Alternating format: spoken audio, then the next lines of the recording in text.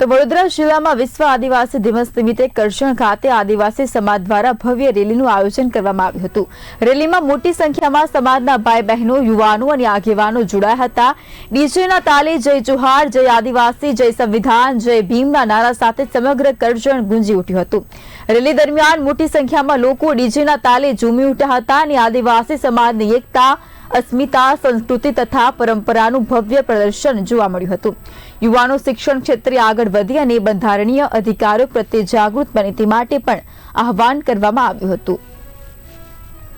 વિશ્વ આદિવાસી દિવસના રોજ આજરોજ ભારત દેશના સમગ્ર આદિવાસી સમુદાયને હાર્દિક શુભેચ્છાઓ।